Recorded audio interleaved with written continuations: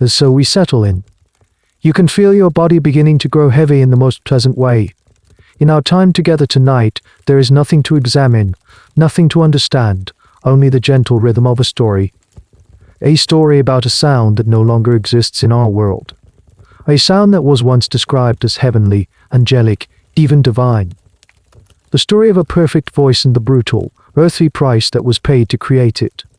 You don't need to hold on to the details. Just let the words wash over you like a quiet tide. Before we drift too far, if you feel a connection to this place, you're welcome to leave a quiet like or subscribe. Think of it not as a task, but as leaving a soft footprint in the sand before you continue your journey inward. And if you feel so inclined, you could even leave a comment, letting me know in which city you're listening, and what time of night it is for you.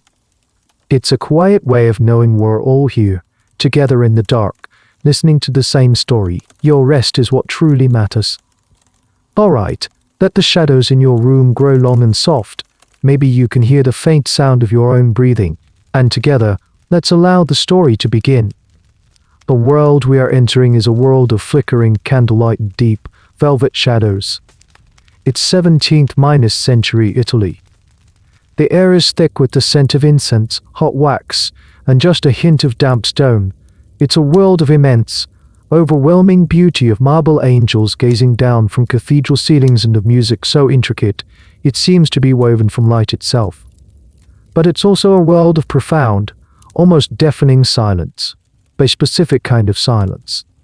You see, in this time and place, specifically in the Papal States and many other parts of the Italian peninsula, a decree from centuries ago is interpreted with uncompromising strictness. Mulier tacit in ecclesia, a woman shall be silent in church. Her voice, considered a vessel of temptation, a dangerous distraction from holy contemplation, is forbidden from being raised in song within the sacred walls. The same logic, for slightly different but equally condescending reasons, applies to the public stage. An actress, a public woman, was seen as little better than a court saint. So, on the stages of Rome and beyond, women are not permitted to perform. This presents a rather significant problem, both for the choir masters and the opera impresarios. How do you perform a soaring hymn to the Virgin Mary without a soprano to hit the high notes? How do you stage a dramatic opera about a heartbroken queen or a mystical sorceress if your leading lady can't sing or even be a lady? For a while they may do. In the choirs they used young boys. Their voices were pure, clear, and acceptably male. But boys have a terribly inconvenient habit. They grow up. Just as a boy soprano masters the difficult music, his voice cracks, deepens, and deserts him, plunging into the unruly depths of adolescence.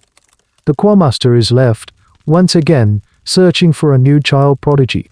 On the stage, they sometimes used men called falsettists, who trained their voices to sing in a higher register. But to the discerning ears of the Baroque period, this sound was oft unwell, a little thin. It was like a sketch of a bird, not the bird itself in full flight. It couldn't fill a cavernous cathedral or soar over a full orchestra. It was a compromise. And this was an age that did not love compromise. It was an age that loved grandeur, passion, and spectacle. And so, a solution was found. A strange, radical, and whispered minus about solution. History is a little hazy on exactly who had the idea first, or where it truly began. Scholars still debate whether the practice was a dark twist on an old Byzantine tradition or a homegrown invention born of desperation. No one really knows who the first boy was, or who the first practitioner was who perfected the method. It's a history shrouded in secrecy and shame, because the solution was as brilliant as it was monstrous. The idea was this: what if you could take the pure, high voice of a boy, the sound that the church itself deemed angelic, and freeze it in time? What if you could prevent puberty from ever touching the vocal cords, preserving that crystalline soprano range into adulthood? What if you could combine the high notes of a child with the fully developed lungs, the powerful diaphragm, and the artistic intelligence of a man? You would create a new kind of voice. A voice that had never existed in nature. A voice that could perform superhuman feats of vocal agility, trilling ferocious octaves with breathtaking precision, and projecting a sound so powerful, so pure, and so eerily beautiful that people who heard it would swear they had heard an angel sing. They called the sound La Voz Bianca, the white voice. This is the world waiting for you. A world that craves a sound it cannot have, and is willing to break the laws of God and nature to get it. The stage is set, the silence is waiting to be filled, and somewhere in a small, dusty village you do not yet know the name of, you are about to be born. You, and the perfect voice sleeping inside you. And so you arrive, not in a grand theatre, but in a small, sun-minus bleach clinging to the side of a hill somewhere in the Italian countryside. The year isn't important for now. The air here smells of dust, wild rosemary, and the sharp, clean scent of cut stone from your father's small workshop. You are 7, maybe 8 years old. Your world is a patchwork of simple, repeating sensations, the rough texture of a stone wall under your small hands, the constant, dull lake of a nut minus quite minus, full bedis full belly, the overwhelming heat of the midday sun that makes the very air shimmer. You are one of many children, a tumble of dark hair, scuffed knees and impossibly large, curious eyes. Your family is poor in the way that stones are hard and water is wet. It is not a tragedy, it is simply a fact of life.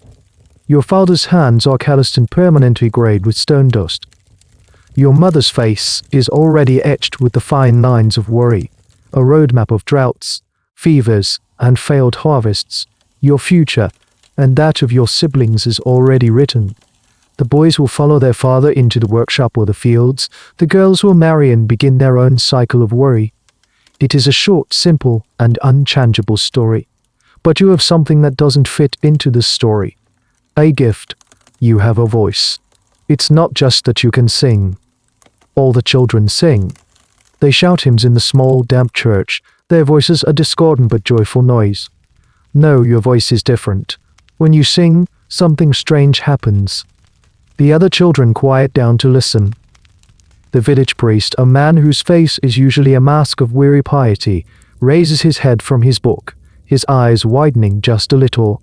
When you sing, the sound that comes from your small body is impossibly pure, impossibly pure.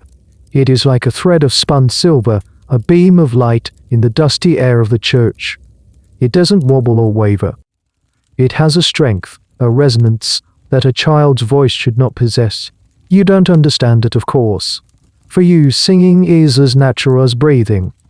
It's a game. The priest sometimes asks you to do strange things. He'll have you stand in the empty church and sing a single high note. He tells you to hold it. Hold it, until your face is red and your lungs burn, a strange look of intense concentration on his face. HES not being cruel, HES measuring. HES listening to the sustain, the power, the very core of the sound. You don't know that he is prospecting for a rare and precious or, one day, you sing a solo in the Sunday service. A simple hymn, one you've known your whole life. But as the last perfect note hangs in the air, a profound silence settles over the congregation. It is longer than usual, more complete, and in that silence your fate is sealed. Because sitting in the back, a stranger, a man in city clothes, his face pale and unweathered by the sun, he is not looking at the altar. That evening the whispers begin. The man is invited into your small home. Your mother brings out the good bread, the one saved for feast days. You and the other children are shooed outside, but you linger by the window peering through a crack in the shutter. You can't hear all the words, but you see the man's hands, gesturing, describing something grand. You see your father's face, a mixture of pride and something else, something darker. Fear. You see your mother wipe a tear from her eye, though you can't tell if it's a tear of sorrow or of joy. Historians will debate for centuries about the motivations of parents like yours. Was it a cold, calculated transaction, trading a part of their son for a life free from crushing poverty? Or was there a genuine belief that they were giving their child to God, offering his angelic voice for a holy purpose, ensuring his place in heaven and a comfortable life on earth? The truth, as is so often the case, is probably a messy, heartbreaking mix of it all. What is known is that this scene was repeated in countless poor homes across Italy. The church frowned upon the practice officially, But its choir masters and the agents of the opera houses were relentless in their search for raw talent in the provinces. You don't understand any of this. All you know is that the strange man gives you a sweet, sticky candy you've never tasted before. He smiles at you. He tells you that you are going on a journey, to a big city, to a special school where you will learn to sing for kings and queens. It sounds like a fairy tale. And in a way it is. But you don't yet know that all the darkest fairy tales demand a terrible price from their heroes. The man from the city is called a maestro. It's a word that drips with authority, the title you learn to say with respect. He doesn't stay in the village for long. Arrangements are made, papers are signed, or more likely, marked with an X by your illiterate father, and a small pouch of coins, heavier than any your family has ever held, is passed from one hand to another. The transaction is complete. You are no longer just a son. You are no longer just a son. You are an investment, a promise, a piece of raw, uncut diamond to be polished into brilliance. The day of your departure arrives with the same indifferent sun as any other day, but for you, the world feels tilted on its axis. Your mother packs a small bundle for you, a change of shirt, a wooden bird your father carved, a hard load for the journey. Her hands are clumsy, and she avoids looking you directly in the eye. This is a departure unlike any other. It is not the journey of a son going to apprentice in the next town. It feels more permanent, like a kind of death and rebirth. You are placed in a carriage, a real one, with creaking wheels and worn leather seats that smell of dust and horses. It's the first time you've ever been in such a thing. The maestro sits opposite you, his face impassive. He is not unkind, but there is a business-like distance to him. He is a talent scout, a prospector, and his job is to deliver the precious material safely to the workshop. He is not your friend. He is your custodian. As the carriage lurches forward, you look out the small window and see your family standing in the dusty road. Your father has a hand on your mother's shoulder. Your siblings are a blurry cluster of small faces. They shrink with every turn of the wheels until they are just specks, and then nothing at all. You are alone. A profound, hollow feeling opens up in your chest, an emptiness that your beautiful voice cannot fill. The journey is long and bewildering. You pass through landscapes you never knew existed, dense forests, wide rivers, and towns that seem impossibly crowded and noisy. The maestro speaks to you occasionally, asking you to sing. Even in the rattling carriage, he has you run through scales. He taps his fingers on his knee, his eyes closed, listening. He is assessing the quality of his acquisition. He tells you stories about the school you are going to, the conservatorio. He paints it as a magical place, a palace of music where boys like you are turned into legends. He speaks of fame, of riches, of applause that sounds like thunder. He talks about everything except the one thing that truly matters. One evening you stop at an inn. While the maestro is settling the bill, you hear two men talking in low voices at a nearby table. They glance at you, then quickly look away. You catch a few words, whispered fragments, words like "col tell no little knife," and "guard infante." Literally, infant minus savor, a chillingly ironic euphemism for the practitioner who would perform the surgery. You don't understand the context, but a cold prickle of fear runs down your spine. The men's faces held a strange mixture of pity and morbid curiosity. You feel for the first time like an exhibit. A strange creature being transported to a zoo. It's important to on that the world you're in is one of open secrets. The practice of creating castrati was technically illegal and a mortal sin in the eyes of the church. Anyone who performed the operation could be excommunicated. And yet, it happened, constantly. The demand for these voices was so high that a vast, shadowy network existed to meet it. Doctors, desperate parents, and ambitious teachers all played their part. A strange legal fiction was maintained. Every single castrato, when officially asked, would have a story about a childhood accident. A fall from a horse, a mishap with a wild boar, an unfortunate encounter with a swinging gate. No one ever admitted the truth. It was a conspiracy of silence that everyone was in on.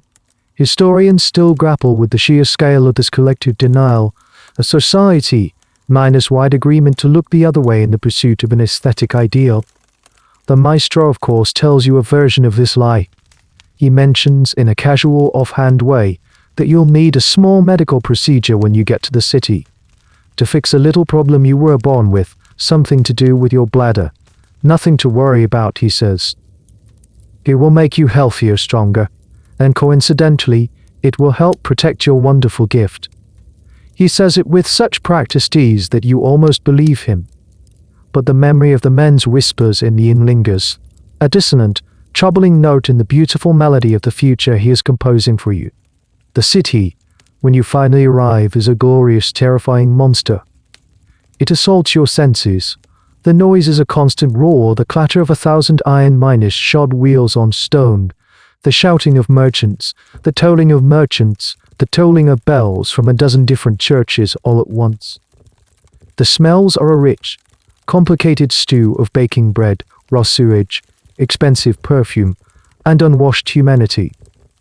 Buildings loom over you, so tall they seem to scrape the sky, casting the narrow streets in a perpetual twilight, with its quiet rhythms and familiar faces, feels like a dream you had a long time ago.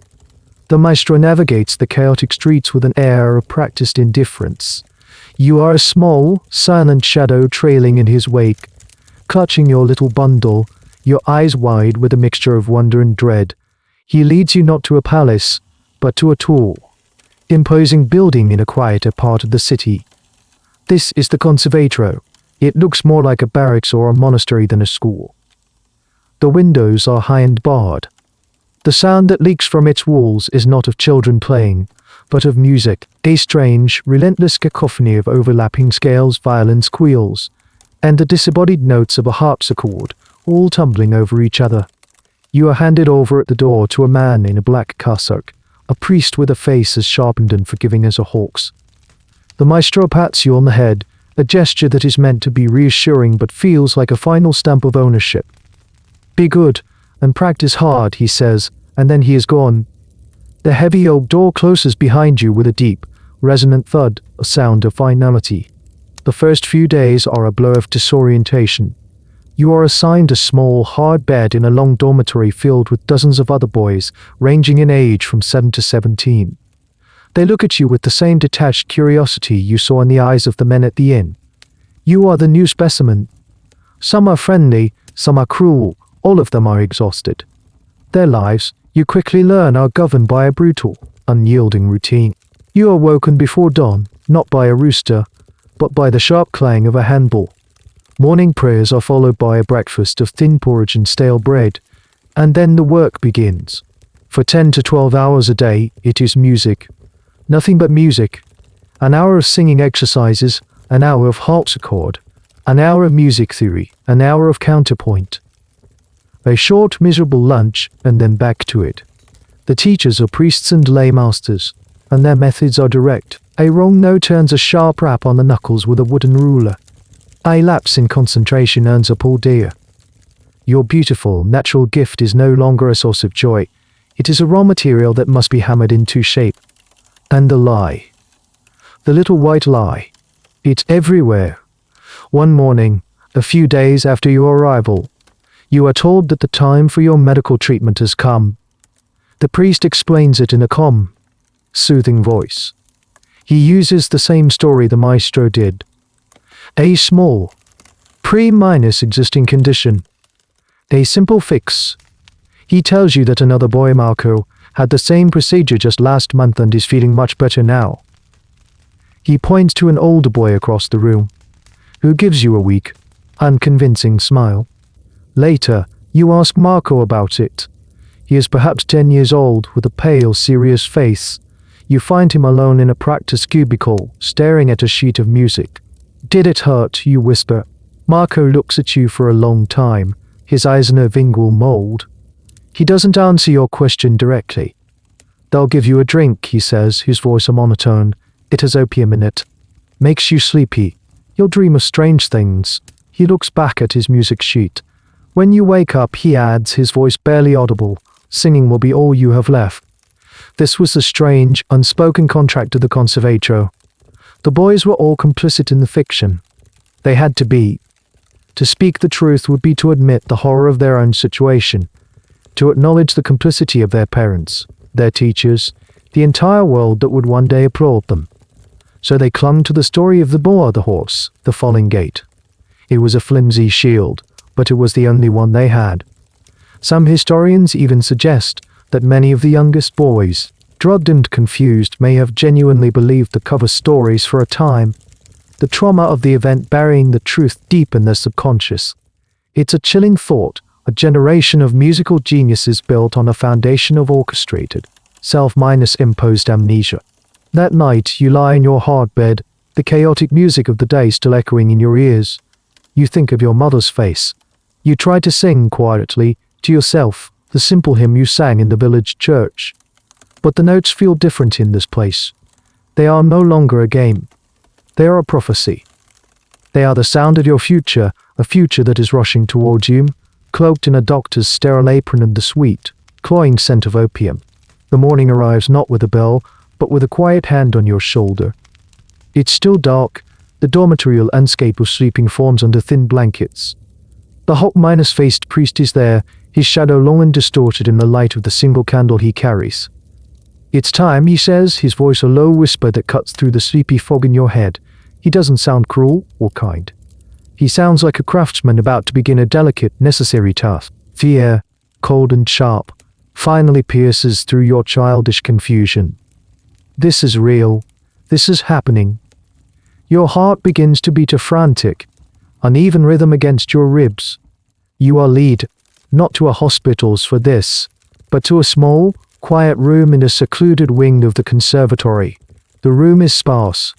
It contains a sturdy wooden table, a basin of water, and a cabinet of polished wood that gleams in the candlelight. The air is unnaturally clean with a sharp, medicinal smell you don't recognize. Another man is in the room. He is not a priest. He is dressed in the sober, dark clothes of a physician or a barber-surgeon, a profession that, in this era, often blurred together. He has a calm, reassuring demeanor and hands that are surprisingly gentle as he helps you up onto the table. He speaks to you in a low, murmuring voice, telling you that you are a brave boy, that this will all be over soon, that it is for the best. His words are like a thick blanket, meant to smother your rising panic. He offers you a small cup containing a dark, syrupy liquid. Drink this, he says. It will help you sleep. It is laudanum, a tincture of opium, the all-purpose anesthetic of the age. It tastes bitter and sweet at the same time, and the priest holds the cup to your lips to make sure you drain every last drop. You have no choice but to swallow. You lie back on the table. The man covers you with a sheet, leaving only the necessary area exposed. He begins to hum a little tune, a simple folk melody, as he opens his wooden cabinet. You see him take out a small, curved instrument. A colteleno. It catches the candlelight for a single, terrifying instant. Your mind screams, but the opium is already beginning its work. The edges of the room are softening, the candlelight blurring into a halo. The priest's face, leaning over you, seems to float, detached from his body. The procedure itself was a brutal, desperate piece of surgery, performed without sterile instruments, without a true understanding of infection, and with only a narcotic days to manage the pain. The goal was to sever the spermatic cords, preventing the testicles from producing the hormones that would trigger puberty. This would arrest the development of the larynx, the Adam's apple, keeping it small and childlike. The vocal cords would remain short and thin, preserving the high pitch of your voice forever.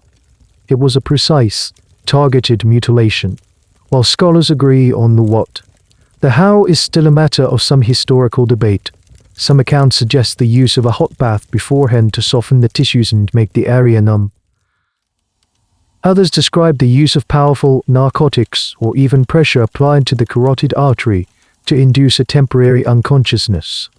There was no single, standardized method. It was a back-alley art, passed down from one practitioner to another, a grim trade secret.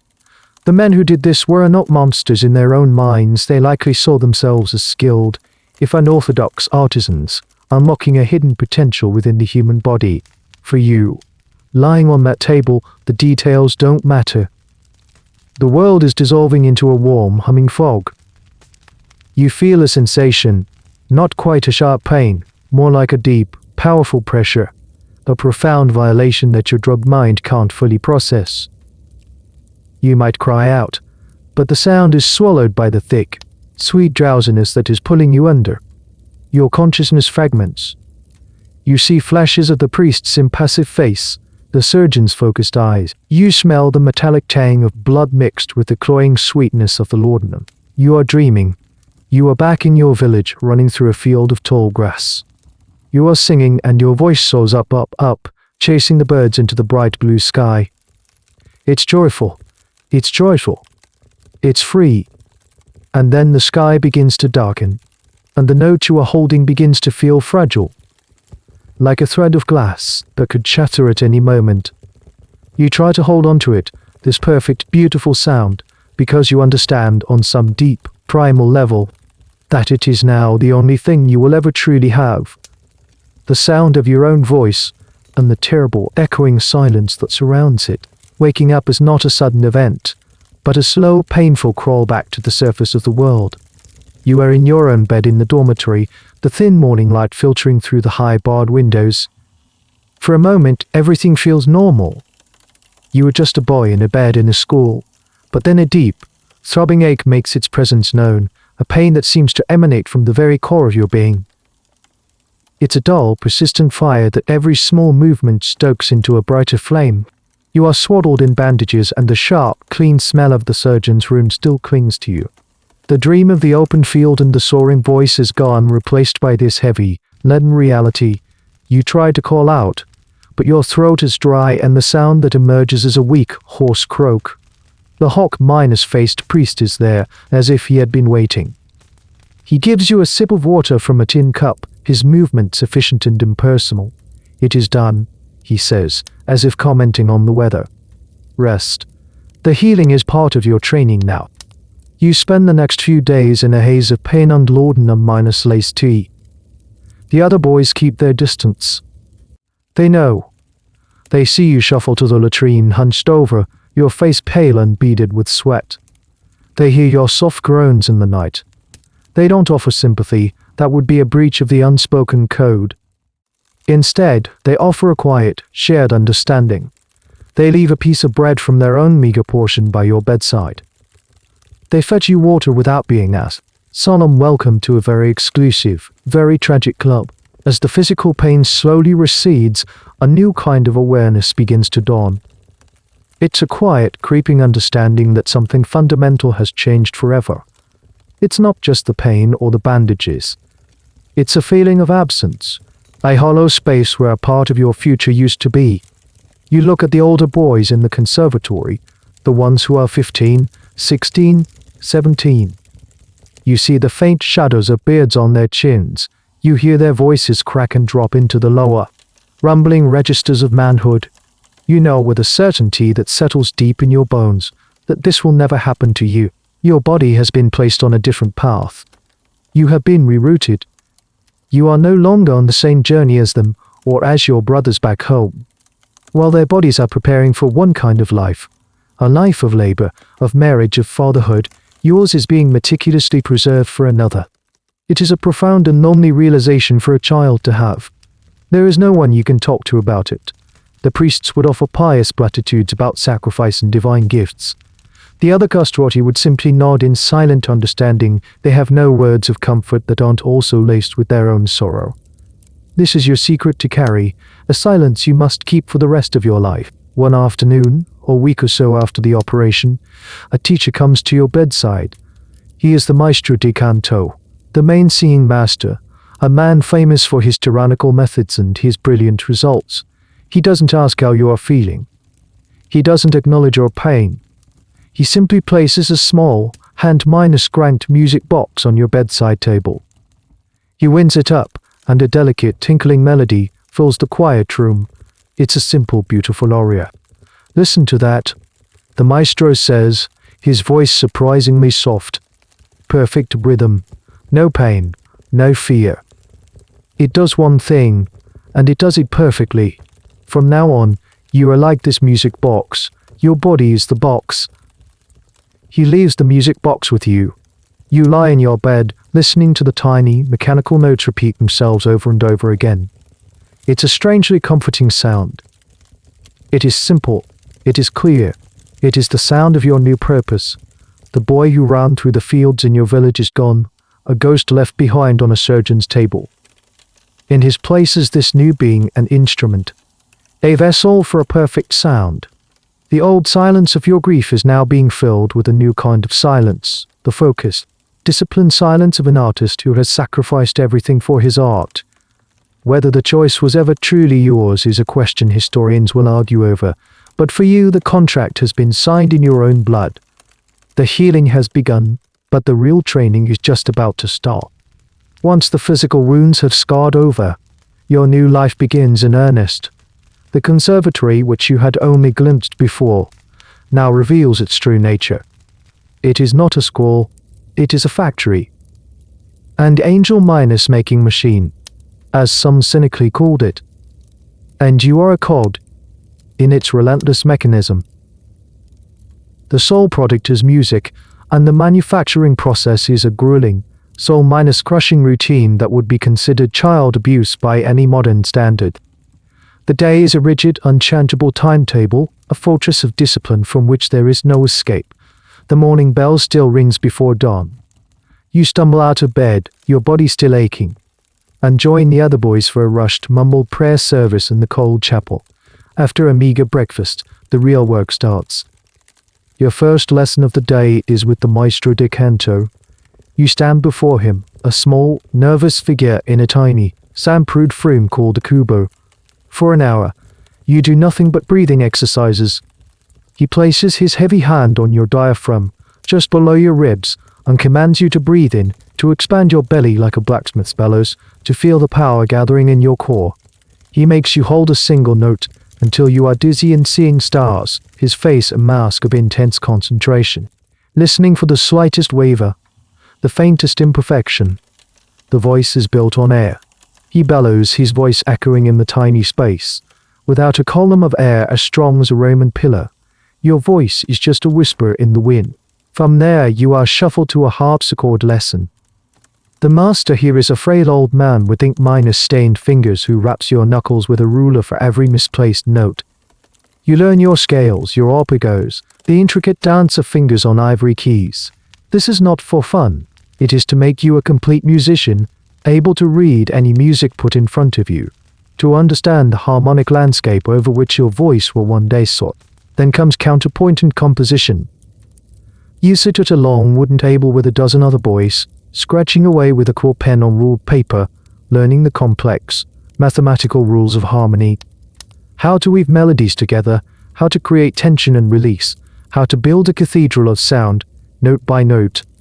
It is abstract, exhausting work for a young mind, but it is considered essential. There is a brief break for a lunch that is always inadequate. A thin soup and more bread, eaten in supervised silence. And then, it is back to the kubi.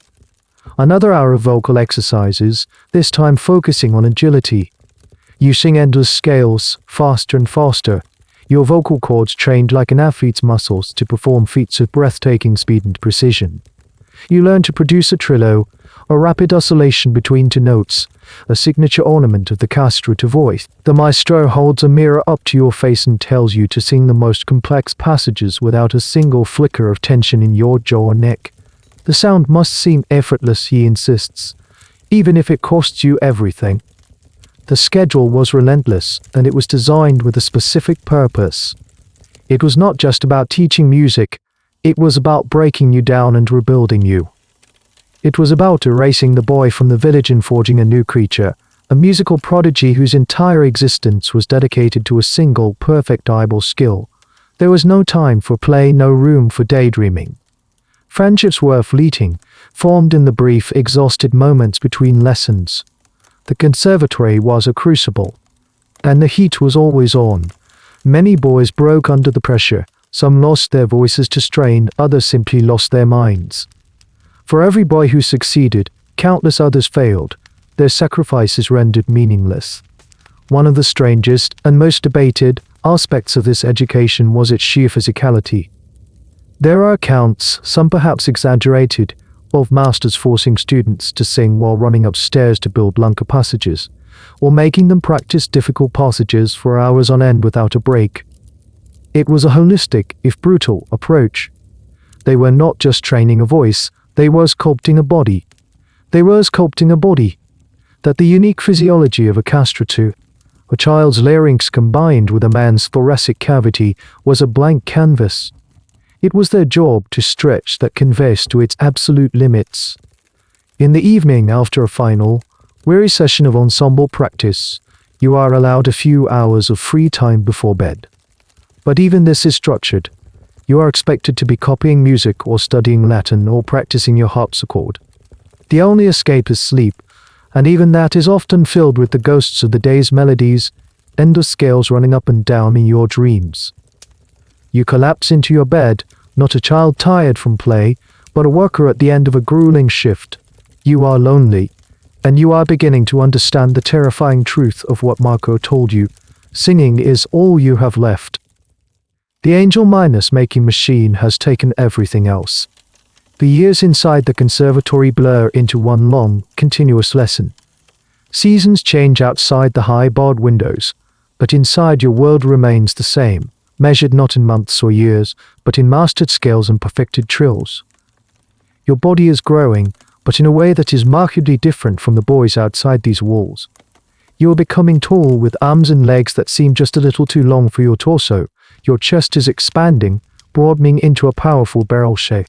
But your face remains smooth, your voice when you speak high and clear. You are becoming a beautiful, strange hybrid, a living embodiment of the unnatural art you are being forced to master. And the art is everything. The physical training you endured as a young boy now begins to bear its strange and glorious fruit. The endless breathing exercises have given you a lung capacity that is, frankly, freakish. Your maestro devises exercises that would seem impossible. He has you compete with a trumpet player, seeing who can hold a single note longer. More often than not, you win. He has you sing a long, complex phrase, a chain of 30 or 40 notes, all in a single breath, a technique called mesadivos. You learn to swell from the softest whisper, a sound like the sigh of silk, to a powerful, room-filling fortissimo that seems to burn the very air, and then diminish back to nothing, all without a single audible intake of breath. This breath control is the foundation of your power. It's a superpower born of your unique anatomy, honed by relentless training. While a normal male singer has to find breaths in the middle of a long musical phrase, you can sail through it, spinning out an endless thread of sound. Composers aware of this incredible ability begin writing music specifically for you and your kind, music filled with impossibly long phrases and dazzling vocal fireworks that no natural singer could ever hope to perform. Then there is the agility. The endless, repetitive scales have turned your vocal cords into instruments of almost mechanical precision. You can sing runs and arpeggios with the speed and clarity of a virtuoso violinist. You practice your trills until they are as clean and consistent as the whirring of a clockwork bird. Your teacher makes you practice by singing next to a trickling fountain, commanding you to imitate the sound of the water, each tiny droplet a perfectly articulated note. This level of vocal athleticism was one of the hallmarks of the castrati sound, and something that still mystifies musicians today. While modern singers can achieve great flexibility, historical accounts describe the castrati as having a level of speed and precision that bordered on the superhuman. The exact mechanism for this is still a subject of scholarly discussion. Was it purely the result of their brutal, non-minus stock training from childhood, or did the unique hormonal state of their bodies create a larynx that was simply more pliable, more capable of these extraordinary feats? The answer is likely a combination of both, a perfect storm of nature and a very cruel form of nurture. But it's not all about power and speed. The most prized quality of your voice is its tone. It is something ethereal, otherworldly. Because your larynx is not fully developed, your voice lacks the heavier, thicker overtones of a mature male or even a female voice. The sound is purer, most often described as being like a flute, or a silver trumpet, or a silver trumpet, or a silver trumpet, or most often, the voice of an angel. It has an uncanny ability to convey profound sadness, a kind of sweet, piercing melancholy that audiences find utterly mesmerizing. You learn to control this tone with microscopic precision, to color it with different emotions, to make it weep, or rage, or plead. You spend countless hours in your kubo, just you and your teacher, working on a single phrase. He is no longer just a tyrant with a ruler, he has become a sculptor, and you are his marble. No, it is not just a note, it is a tear. Make it sound like a tear. It must break the heart, and you try again, until by some strange alchemy of muscle, breath, and emotion, you produce a sound that makes the old, hardened maestro fall silent. A flicker of something like awe in his eyes. You are no longer just a boy who can sing. You are becoming a master of a secret and terrible craft. You are learning to breathe fire and soy silk. You are a weapon being forged and sharpened, waiting for the moment you will be unleashed upon the world. And that moment is getting closer every day. The factory has nearly finished its work. The product is almost ready for the stage. The day you leave the conservatory is much like the day you arrived. There is no ceremony, no grand farewell. You are simply summoned to the headmaster's office. You are 17 now, a tall, slender young man with the smooth face of a boy. You have spent a decade within these walls. The world outside is a half-minus forgotten rumor. In the office, a man you've never seen before is waiting. He is an impresario, a theatrical producer, his clothes flamboyant, his fingers heavy with rings. He looks you up and down not like a prize horse he is considering buying. He asks you to sing. Not a grand aria, just a simple scale. You stand in the center of the dusty office and produce the sound you have spent your entire life perfecting.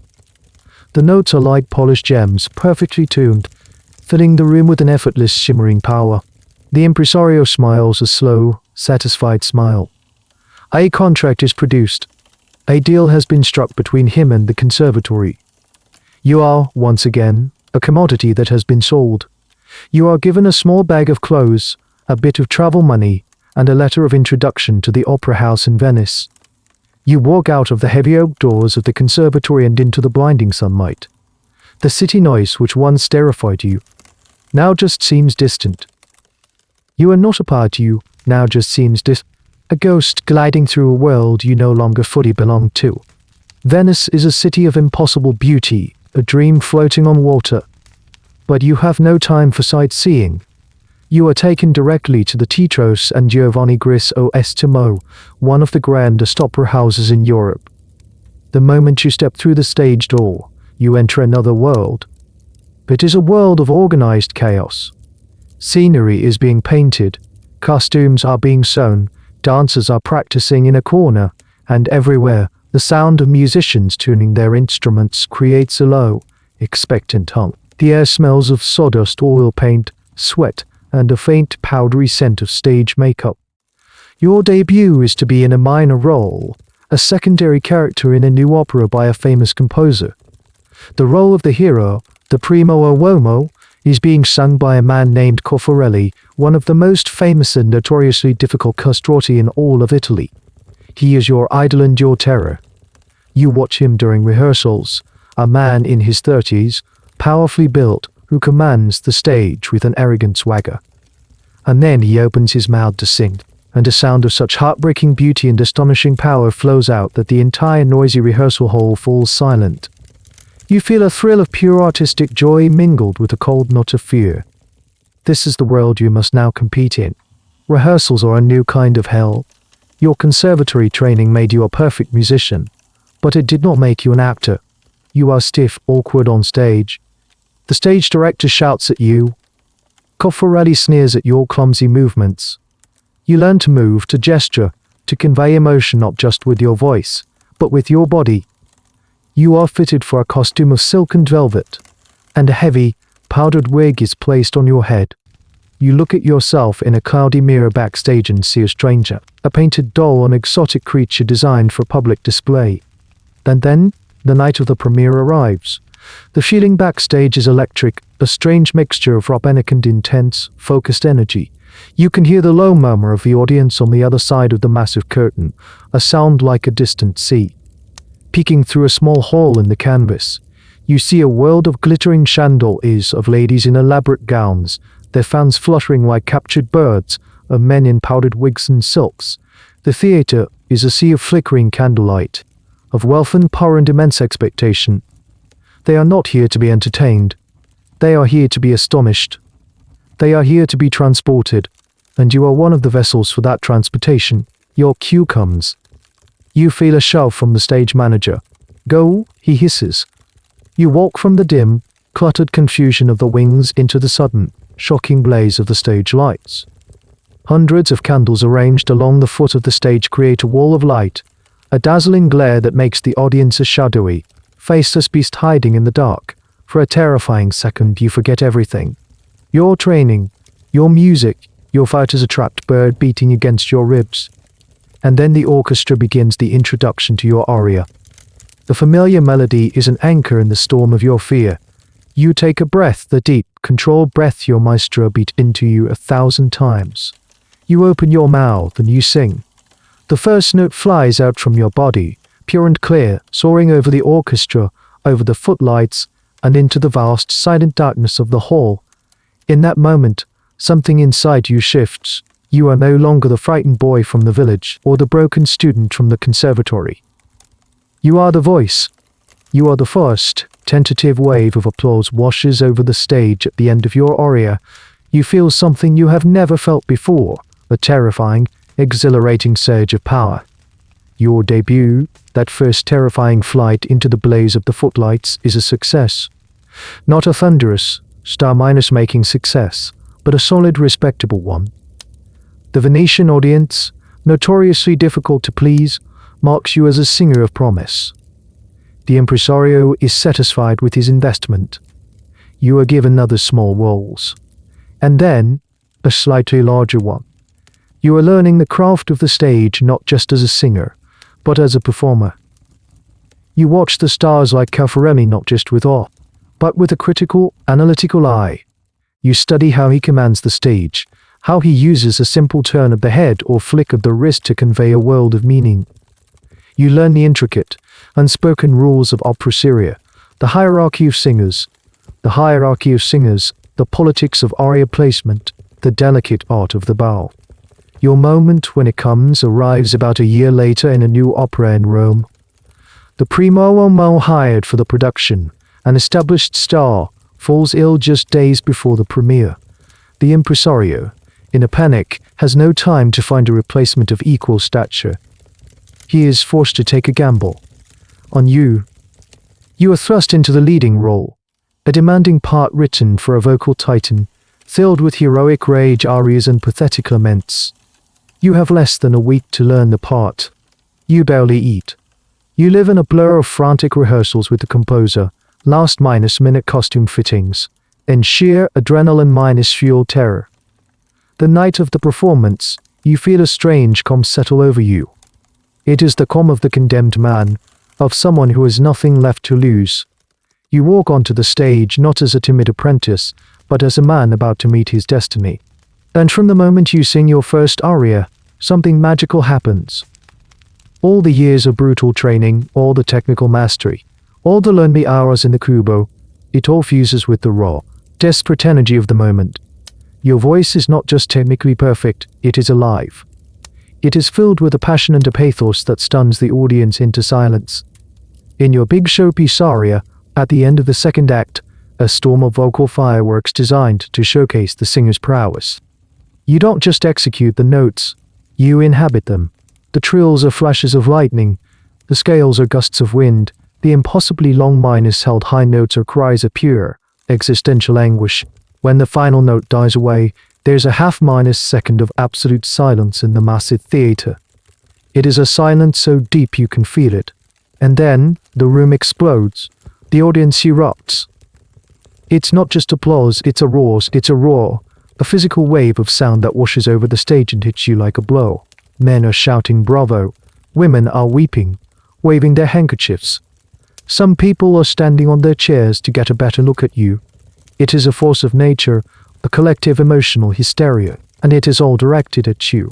Overnight, your life changes. You are no longer a promising young singer. You are a star, the toast of the town. Your name is on everyone's lips. You are mobbed by admirers when you leave the theater. Wealthy patrons and foreign ambassadors invite you to their palaces for private concerts. You are paid staggering fees, sums that would have seemed like a king's ransom to your family back in the village. You move from a cheap, rented room into a lavish apartment. You wear clothes made of silken French lace. You eat off porcelain plates. You travel in a private carriage. The adoration is intoxicating, addictive. You are praised, flattered, and fawned over. Noble women send you perfumed letters and expensive gifts. Poets write sonnets in your honor. Your portrait is painted and sold as popular prints. This was the era of celebrity worship in its most intense form, and the Castrati were its first true idols. They were seen as something more than human, exotic, angelic beings whose talent was a direct gift from God, conveniently ignoring the very man-made process that had created it. There is a famous, possibly apocryphal story about the legendary Castrati, whose voice was said to be so powerful and emotionally devastating that a woman in the audience once famously cried out, "One God, one Farinelli." Whether this specific event happened is debatable among historians, but it perfectly captures the quasi-religious fervor these singers inspired. They were the rock stars of the 18th century, and you have just become one of them. You stand in your opulent new apartment, looking at your reflection in a Venetian mirror. You see the powdered wig, the silk coat, the diamond pin on your cravat. But underneath the costume, you see the same pale, smooth minus-faced boy who left the conservatory. The roar of the crowd still echoes in your ears, a sound that is both thrilling and terrifying. It is the sound of their love with you, the person. They are in love with the voice. They are in love with the beautiful, perfect, monstrous thing you have become. With your newfound fame comes a new, intense level of scrutiny. People don't just listen to you, they watch you. They study you. And as you settle into your adult life, it becomes clear that the little white lie from your childhood has had consequences that ripple through your entire being. The single, targeted act of the surgeon's knife has set off a cascade of hormonal changes, sculpting your body into a form that is unique, striking, and undeniably strange. You are now a man in your early 20s, but the mirror reflects a curious contradiction. You are tall, significantly taller than the average man of your era. This is a common trait among the testosterone during puberty, means that the epiphyses, the growth plates at the ends of your long bones, are delayed in closing. Your arms and legs continue to grow for longer than they should, resulting in a lanky, elongated physique. Standing next to other men, you are often a head taller, your limbs possessing a kind of gangly, elegant grace that sets you apart. Your chest, as you know from your years of training, is unusually large and broad. Your ribcage has expanded to house your powerful, well-strained lungs. This gives your torso a top-heavy, formidable appearance, the physique of a swimmer or an athlete, which stands in stark contrast to the delicacy of your voice. You are a walking paradox, a body built for power, housing a sound of ethereal beauty. But from the neck up you remain a boy. Your face is entirely smooth. You have never had to shave and never will. Your skin retains a youthful, almost translucent quality. Your hairline does not recede. The Adam's apple, the visible cartilage of the larynx, is absent, leaving the line of your throat smooth and unbroken.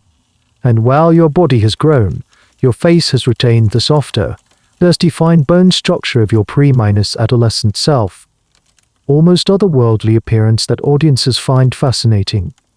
On stage, playing the role of a hero like Julius Caesar or Alexander the Great, you are a strange and compelling figure, a towering man with the face of a beautiful, ageless youth. This unusual physicality was a well-documented phenomenon. Skeletons of known castrati, exhumed and studied centuries later, confirmed these physiological traits, the elongated bones, the signs of osteoporosis in later life due to hormonal deficiencies. It wasn't just folklore, it was a medical reality. There are other, less visible effects. You may find you have a tendency to develop fatty deposits on your hips and chest, a condition known as gynecomastia, another side effect of the hormonal imbalance. Your entire metabolism is different. You are a creature existing outside the normal biological pathways of human development. All of this makes you an object of intense public and private curiosity. People stare at you in the street. In the salons of your wealthy patrons, you can feel their eyes tracing the lines of your unusual body. Their fascination is a mixture of admiration for your talent and a kind of morbid, scientific curiosity about your condition. You are a medical marvel, a walking exhibit in a museum of curiosities. This constant objectification is profoundly isolating. While other men of your age are falling in love, marrying, starting families, you exist in a separate category. You are adored, but not truly desired in the same way. You are a third gender, neither fully male nor conventionally female in the eyes of society. Some women are attracted to your fame and your safe, non-minus procreative nature, but these relationships are often fraught with complication and public spectacle. You are a trophy, a fascinating pet, rarely a partner. The debate among scholars about the true nature of the Castrati is lively one. Were they all lonely, tragic figures, or did some manage to find companionship and a semblance of a normal life? The historical record is filled with conflicting accounts. Some Castrati were famously celibate and pious, while others were notorious for their scandalous affairs with noble women, and sometimes men. The truth is that, like any group of people, their experiences were varied and deeply personal, but the one constant was that they were always different. You learn to live with this difference. You use it. On stage, your androgynous beauty and towering height make you a captivating presence. You can convincingly play the part of a male hero, a god, or even a woman, if the opera calls for it. Your strangeness becomes part of your brand, your star quality. But in the quiet moments, alone in your lavish apartment, after the applause has faded, you are acutely aware of the chasm that separates you from the rest of the world. A chasm that was carved into you, all those years ago by a surgeon's knife. The world of opera in the 18th century is not a gentle, collegial space of artistic collaboration. It is a brutal, glittering shark tank, and you, as one of its biggest stars, are swimming in the most dangerous waters. Your talent has brought you fame and fortune, but it has also made you a target. Every other singer is a rival, every impresario a potential enemy, and every audience a fickle beast that must be constantly fed with new and more dazzling displays of vocal brilliance. Your chief rival is a Spanish castrated named Ricardo. He is the star of the rival opera house across the city. His voice is different from yours. Yours is praised for its sweet, pathetic quality, its ability to convey heartbreaking sadness, while his is a trumpet, a force of nature known for its astonishing power and aggressive, machine minus gun minus like a laurateur. The city is divided into factions. There are Ricardo minus-ists and there are you minus-ists and there are you minus-ists. Gentlemen have been known to draw swords in coffee houses over who is the superior singer. Noble ladies wear ribbons of different colors in their hair to show their allegiance. It's absurd, it's theatrical, and it is deadly serious. This rivalry plays out both on and off the stage. The impresarios, who know that controversy sells tickets from the flames. They commission operas designed to pit you against each other. One famous tactic is the aria di bravura, a showpiece aria that is less about musical substance and more about pure athletic display. One night, Ricardo might add an unwritten high note, holding it for a breathtaking length of time, sending his fans into a frenzy. You are expected to answer. You and your singing master will spend days in private, crafting an even more elaborate, more difficult passage of vocal fireworks, a longer trill, a faster scale, a more daring leap of an octave. It's a vocal arms race, and the audience loves every minute of it. This intense competition was a defining feature of the era. The rivalry between the two greatest castrati of all, Farinelli and Caffarelli, was the stuff of legend. One famous, though likely embellished, story tells of a public competition between Farinelli and a famous German trumpet player. They engaged in a musical duel, with the trumpeter playing a complex passage and Farinelli then repeating it with his voice, note for note, but with even greater agility and holding the final note longer, all in a single breath, until the trumpeter gave up in exhausted defeat. These stories, whether literally true or not, illustrate the combative, gladiatorial nature of vocal performance. The feuds are not limited to the stage. Backstage is a hotbed of intrigue and petty sabotage. A costume might go missing moments before you are due on stage. A rival servant might start a rumor that you are losing your voice. You learn to be careful about what you eat or drink before a performance, paranoid that a rival might try to bribe a cook to give you something that will upset your stomach or coat your throat in phlegm. And you are not immune to this behavior yourself. You become a diva in your own right. You learn to demand. You demand that your arias be placed in the most prominent positions in the opera, at the end of an act, where you can receive the full force of the audience's applause. You demand that the composer rewrite a melody to better suit the specific strengths of your voice, adding passages that allow for your signature messa divos or your lightning minus fast trill. You refuse to perform if the lighting is not to your liking, or if the feathers on your helmet are not magnificent enough. Your behavior can seem arrogant, even monstrous. But in this world, it is a survival mechanism. To show weakness is to be devoured. This diva minus-like behavior is one of the most persistent stereotypes of the castrati, but historians debate its true meaning. Was it simply the product of spoiled, over-minus pampered superstars? Or was it a calculated strategy? A way for these men, who held a precarious and often disrespected social position despite their fame, to assert some measure of control over their careers and their lives. In a world that had taken the most fundamental control over their bodies away from them, perhaps controlling every other aspect of their professional lives was a way of reclaiming some small piece of their own agency. One evening after a particularly triumphant performance, where you feel you have decisively won the latest battle against Ricardo, you sit in your dressing room. The floor is littered with flowers and sonnets thrown onto the stage by your adoring fans. Your dresser is carefully removing your heavy wig and wiping the sweat and makeup from your face. You catch your own eye in the mirror. You see the flash of triumph, the glint of arrogance. And for a moment, you don't recognize the person you see. The boy from the village is gone. The student from the conservatory is gone. In their place is this creature of the stage, this warrior of the trill, this beautiful, strange, and increasingly ruthless survivor. The public's fascination with you goes far beyond simple appreciation for your music. It spills over into a strange, obsessive, and often bizarre form of idol worship. You are not just an artist, you are a phenomenon. The culture of celebrity, in all its intensity and absurdity, crystallizes around you and your fellow castrati. You are the subject of poems, the hero of cheap pamphlets, the hero of cheap pamphlets, the hero of cheap pamphlets, the face on souvenir fans and porcelain snuff boxes, and gossiped about in the newsletters and journals of the day. The behavior of your fans during a performance is a spectacle in itself. It is not the quiet, reverent silence of a modern classical concert. The opera house is a social hub, a place to see and be seen.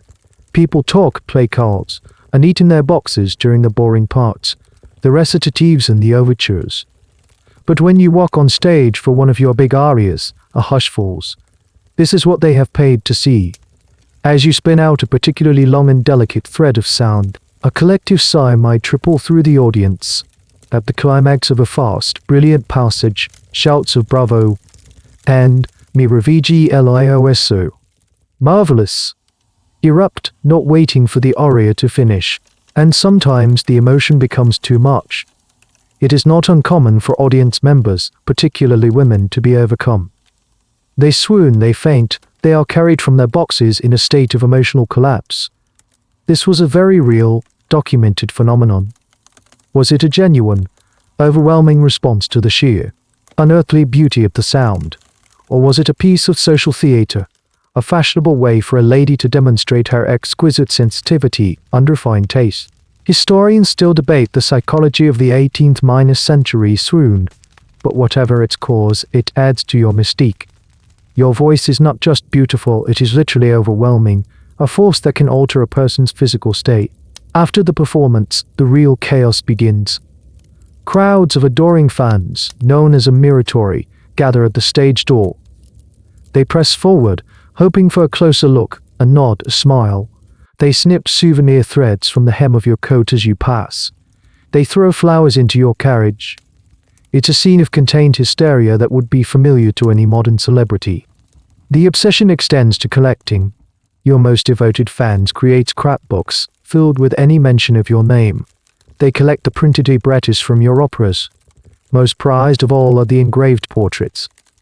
You have sat for several of the most famous painters of the day, depicted in your most heroic stage roles as Caesar in a plumed helmet, or as Orpheus with his lyre. These prints are sold by the thousands, adorning the walls of homes from Naples to London.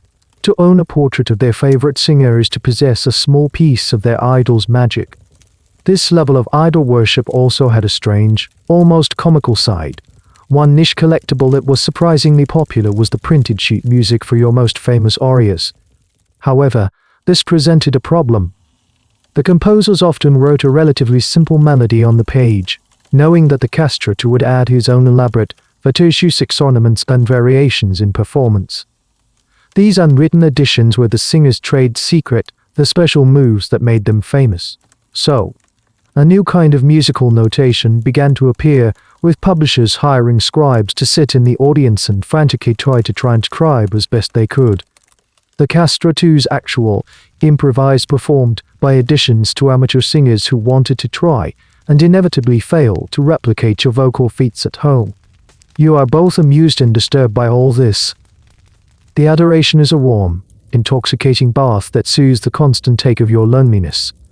It is proof that you exist, that you matter, but it is also a cage. The public creates an image of you, the divine, the angelic, the otherworldly being, and you are expected to inhabit it at all times. They don't want to see the real you, the person who is often tired or lonely or frustrated. They want the icon, the idol in the powdered wig. You feel as though you are living your life behind a mask, and the mask is slowly fusing with your face. The line between your stage persona and your private self begins to blur, and you are not always sure where one ends and the other begins. The roar of the crowd is the loudest sound in your life, but you are beginning to realize it can also be the most isolating. In this dazzling, artificial world you inhabit, the concepts of love, desire, and companionship are a tangled, complicated mess.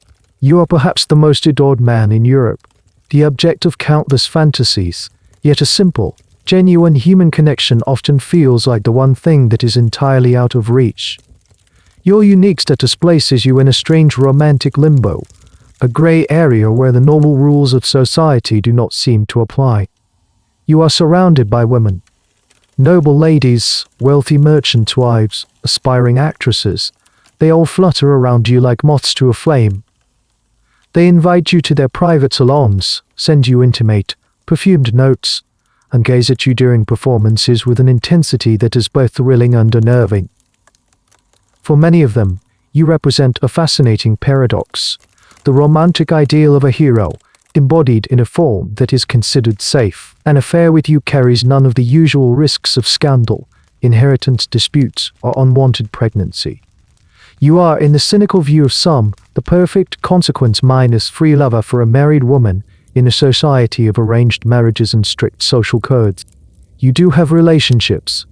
Some are fleeting physical encounters born of loneliness and curiosity. Others are deeper, more emotionally complex affairs. You might find a genuine connection with a wealthy patroness, a woman of intelligence and wit who sees beyond your public persona and appreciates you as a person. These relationships can be a source of real comfort and companionship. But they are almost always clandestine, conducted in the shadows, spoken of only in whispers. You can be her confidant, her companion, her secret lover, but you can never be her husband. You can never give her a family or a legitimate social standing. You exist outside that world. This safety also makes you an object of derision. The satirists and pamphleteers of the day are merciless. They draw cruel caricatures depicting you as ami femme et fop, a sexless pet for bored aristocratic ladies. You are called a third-minus sex creature, a gelding, a capon. The same society that idolizes your voice on the stage mocks your perceived lack of manhood of it. It is a brutal double standard, and it is a constant source of private pain. The question of the castrati's sexuality and romantic lives is one of the most intensely debated subjects for historians. The historical record is a confusing jumble of conflicting evidence. Some castrati, like the famous Coffarelli, were notorious womanizers, their scandalous affairs the talk of Europe. Others were known for their piety and celibacy, living quiet, almost monastic lives. And some, undoubtedly, formed romantic attachments with other men, something that the coded language and intense secrecy of the era makes very difficult for modern scholars to definitively prove, but which the context of the all-male conservatory and the homosocial world of the theatre makes highly probable. There was no single castra to experience of love, but a spectrum of individual lives, lived in the shadow of a profound physical and social difference. You navigate this treacherous landscape as best you can. You learn to be discreet. You learn to distinguish between genuine affection and the thrill-minus seeking of a woman who just wants to be able to boast that she has had an affair with a famous singer. You become acutely sensitive to the mixture of pity and morbid curiosity that often lies beneath the surface of someone's attraction to you. One of the strangest and most poignant aspects of your romantic life is the role your voice plays in it. Your singing is the most powerful tool of seduction you possess. A private performance for a noble woman in her candid drawing room is an act of incredible intimacy. Your voice, with its unique ability to convey profound, heartbreaking emotion, can create a bond that feels deeper and more powerful than any physical touch. But this also creates a strange dynamic. Are they falling in love with you, or with the sound you make? Can they separate the artist from the man? Can you?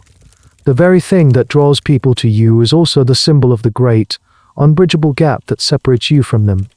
It is the source of your fame, your wealth, and your deepest, most profound isolation. Your fame eventually transcends the opera house and the salons of the merely wealthy. It reaches the ears of kings, queens, and emperors. A summons arrives, sealed with the royal crest of a foreign power, perhaps Spain, or Austria, or even England. You are being called to court, not just as a performer for a single night, but as a long-term artistic resident. This is the pinnacle of success, the ultimate validation of your talent, at a level of influence that is unheard of for a mere musician. You make the long, arduous journey across Europe, no longer a frightened boy in a public carriage, but a celebrated virtuoso in your own private, well-sprung coach, a personal chef, and your harpsichord, carefully packed and transported on a separate wagon. When you arrive at the royal palace, a vast, glittering labyrinth of marble, gold leaf, and polished mirrors, you are ushered into a world of incomprehensible power and rigid, suffocating etiquette. Your role here is different. While you will still perform in the court theatre, your most important duty is the private concert. Several evenings a week, you are summoned to the monarch's personal chambers. The audience is tiny, just the king, perhaps the queen, and a few trusted advisors. There is no applause. There are no shouts of bravo. There is only a deep, attentive, and slightly unnerving silence. In this intimate setting, your music takes on a new function. It is no longer just entertainment, it is therapy. You are singing for a monarch who is often melancholic, burdened by the immense pressures of the state. Your voice, with its famously soothing, melancholic quality, is a balm, a medicine for a troubled soul. The most famous example of this was your real-life counterpart, Farinelli, who was hired by King Philip V of Spain. The king suffered from a severe, debilitating depression. For nearly a decade, Farinelli's sole job was to sing the same 4 or 5 arias to the king every single night. This private concert was the only thing that could soothe the monarch's tormented mind and allow him to sleep. It was an act of personal service, a musical vigil that lasted for years. This proximity to the monarch gives you a strange and unique form of power. You are not a minister or a general, but you are one of the few people who has direct, unfiltered access to the king in his most private moments. You become a confidant. The king might speak to you of his worries, his fears, his secret sorrows, in the quiet moments between arias. You are seen as politically neutral, a safe harbor in a court filled with ambitious, backstabbing nobles. Of course, this neutrality is an illusion. The other courtiers watch you with a mixture of envy and suspicion. They try to use you. An ambitious minister might subtly ask you to mention his name to the king in a favorable context. A foreign ambassador might try to glean information from you about the king's mood or intentions. You have to learn a new kind of performance, a delicate dance of diplomacy and discretion. A single misplaced word could be your undoing. Historians still puzzle over the exact nature and extent of the political influence wielded by the most famous Castrati. Did Farinelli, for example, actually influence Spanish foreign policy, as some of his rivals claimed, or was he merely a musical therapist who was skilled at navigating the treacherous currents of court life? The evidence is often anecdotal and biased, written by those who either admired or despised him. What is certain is that these singers, born in poverty and brutally altered for their art, could rise to positions of extraordinary intimacy with the most powerful people in the world. Their voices, crafted to please the public, became tools of private, political soft power. You stand in the king's candlelit chamber, the priceless tapestries on the walls seeming to absorb the sound, making it even more intimate, even more intense. You sing a soft, heartbreaking lament about a lost love or a cruel fate. The king, a man who holds the power of life and death over millions, sits slumped in his velvet chair, his eyes closed, a single tear tracing a path down his weary face. In this moment, you are the royal Sandman, the keeper of the monarch's dreams, a strange, beautiful ghost in the machine of the state. Your journey from a dusty village to this gilded cage is complete. One day, your journey takes you back to Rome, the very heart of the Catholic world, the city where the decrees that shaped your life were first handed down. You are here to sing during the holy season, perhaps in one of the great oratorios performed for the cardinals and the Roman nobility. And it is here, in the shadow of St. Peter's Basilica, that you are forced to confront the central, maddening hypocrisy that lies at the very core of your existence. The Church's official position on the practice that created you is unequivocal. It is a mortal sin. The procedure is illegal. The person who performs it faces immediate excommunication. The parents who consent to it are condemned. The Church's teachings celebrate the sanctity of the whole and complete human body. Mutilation is an abomination in the eyes of God. This is the law. This is the law, and yet you exist. And not only do you exist, but you are employed and celebrated by the Church itself. The most famous choir in all of Christendom is the Sistine Chapel Choir, the personal choir of the Pope. And for over 300 years, from the late 16th century until the dawn of the 20th, the choir was filled with castrati. They were, in fact, often referred to as musicae pontificii, the papal musicians. The very institution that condemned your creation on paper was, in practice, your biggest and most prestigious employer. How was this possible? Through a collective, society-wide act of willful blindness, a masterpiece of institutional hypocrisy. The little white lie you were told as a child, the story of the fall from the horse, the attack by the wild boar, was the official story accepted by everyone, including the highest echelons at the Vatican. When a new singer was auditioned for the Sistine Chapel Choir, he would present a certificate from a local cleric or physician, attesting to the accidental nature of his condition. No one questioned these documents, even when dozens of accident-prone boys with angelic voices conveniently appeared from the same few conservatories in Naples. Everyone knew what was happening, and everyone agreed not to talk about it.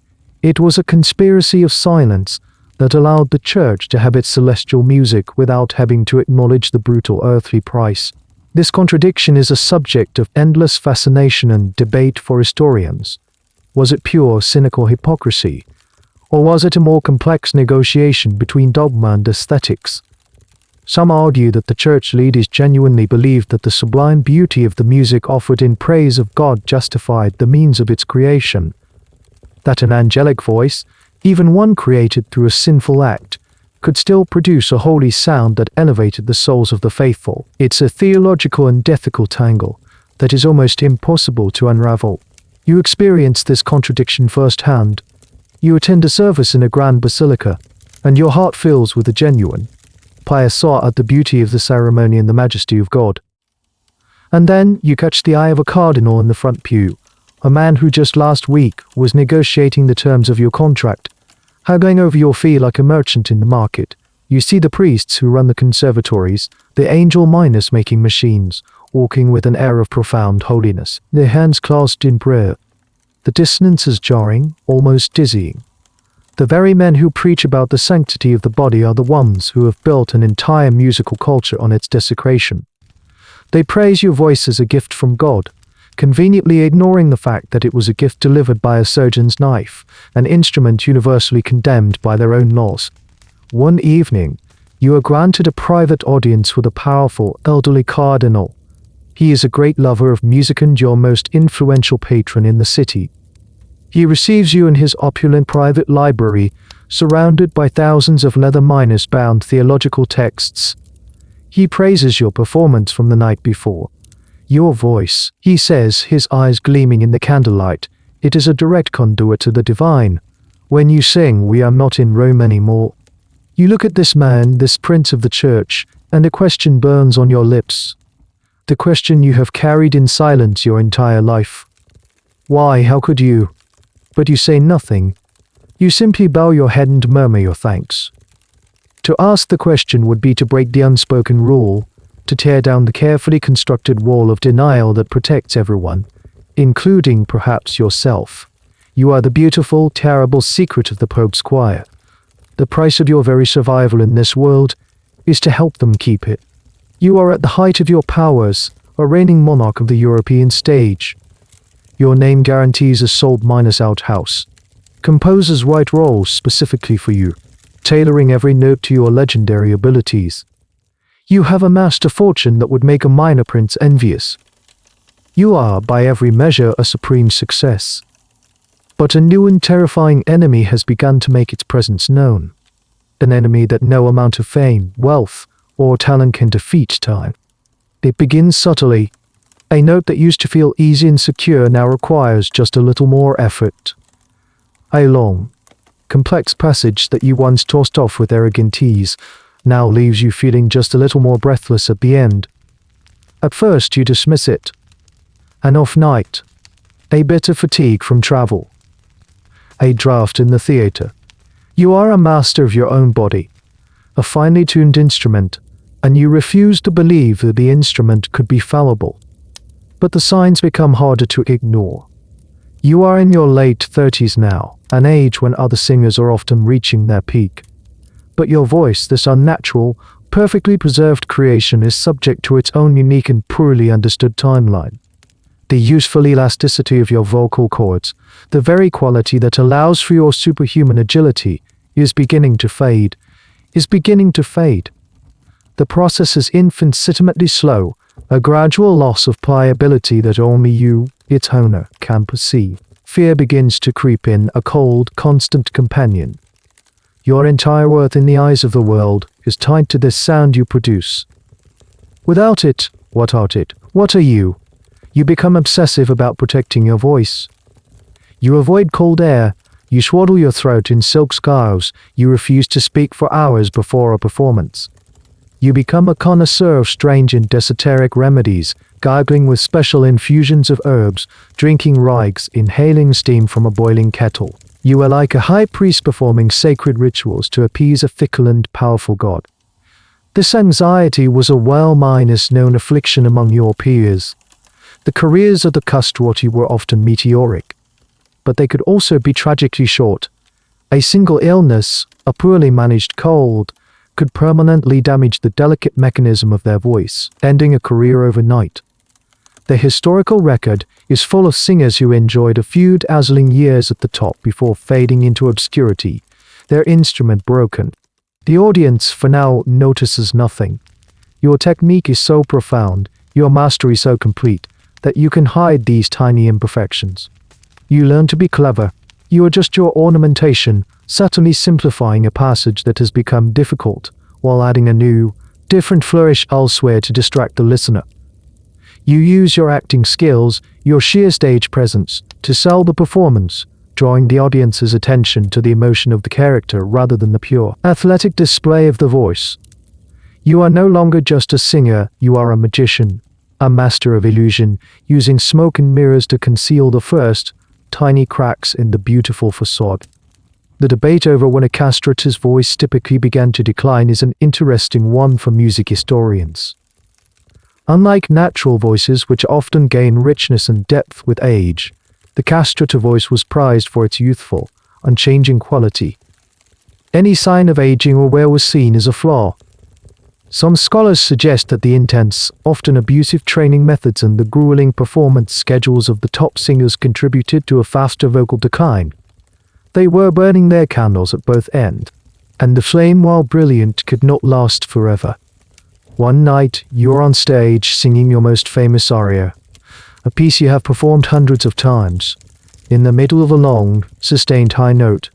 A note you have always owned, you feel it. A tiny, almost imperceptible waver. A flicker. A momentary loss of that perfect, crystalline focus. No one else in the theater could possibly have noticed it. But you noticed it.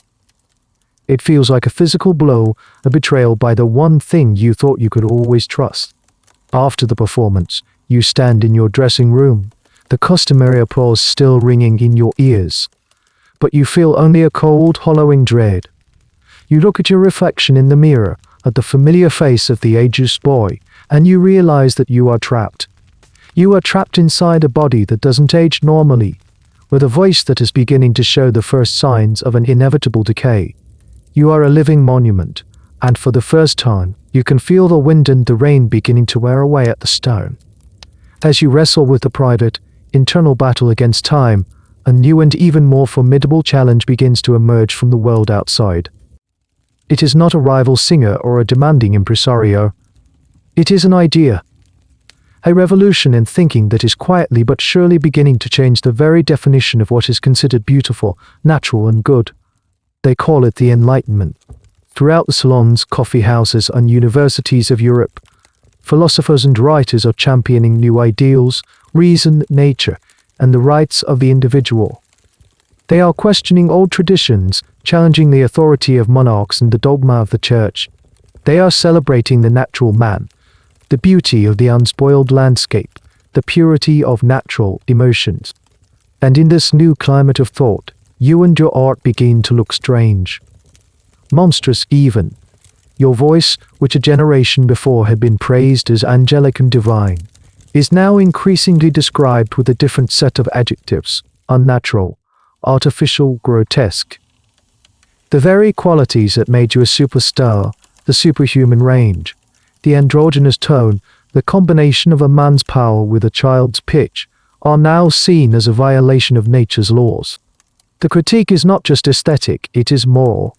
Writers like Jean-Jacques Rousseau, a leading voice of the Enlightenment, are openly contemptuous of the opera seria you star in, calling it a decadent and artificial spectacle. Yet others see the castrato as the ultimate symbol of the old regime's corruption and cruelty, a human being deliberately mutilated for the sake of a frivolous, aristocratic entertainment. You are no longer an angel, you are a victim, a symbol of a barbaric practice that a new, more enlightened age must abolish. This shift in public taste is slow, but it is relentless. You begin to notice it in the opera houses. The heroic mythological subjects of opera seria with their gods, kings, and epic heroes are starting to feel a bit old-fashioned. New, more naturalistic forms of opera are emerging, like the opera buffa, the comic opera, which deals with the lives and romantic foibles of ordinary people. These new operas have no place for a heroic castrato. They call for natural minors, sounding male and female voices. You see it in the eyes of the audience too. The swooning and the hysterical adoration are becoming less common. They are replaced by a more detached, analytical curiosity. People still come to hear you, but they come to hear a marvel, a relic, a creature from a fading world. You are becoming a curiosity, an anachronism in your own lifetime. This change in aesthetic taste is a well-documented turning point in music history. The late 18th century saw a move away from the ornate complexity of the Baroque style towards the cleaner, more balanced, and natural elegance of the classical style, exemplified by composers, like Mozart for instance, used a castrato for the lead role in his early opera Domenio. But for his later, more famous works like The Marriage of Figaro or Don Giovanni, he preferred the more naturalistic sound of tenors and baritones for his male leads. The musical world was moving on. You try to adapt. You take roles in operas that are more emotionally direct, less focused on pure vocal fireworks. You try to use your art to convey the natural emotions that the new philosophy prizes. But you cannot change the fundamental, unnatural quality of your voice. You cannot change the fact of your body. You are a living embodiment of the Baroque aesthetic, and that aesthetic is dying. One evening, you are at a salon hosted by a wealthy, progressive, minded countess. A young philosopher, full of revolutionary zeal, is holding court. He speaks passionately about the tyranny of artifice and the beauty of the natural form. At one point, he gestures vaguely in your direction and says, "We must do away with these gilded monsters, these pathetic creatures who are sacrificed on the altar of a decadent art." He doesn't mean to be personally cruel. He is speaking of you as a symbol, an abstraction, but his words land like stones. You sit there in your silk coat, a cup of chilled wine in your hand, and you feel like a ghost at the feast, a living relic whose time has passed. The world is changing its mind about what is beautiful, and you are on the wrong side of history. The twin pressures of your aging voice and the changing tastes of the public force you to confront a question that you have avoided for your entire adult life. What comes next? What happens when the applause finally, inevitably, fades for good?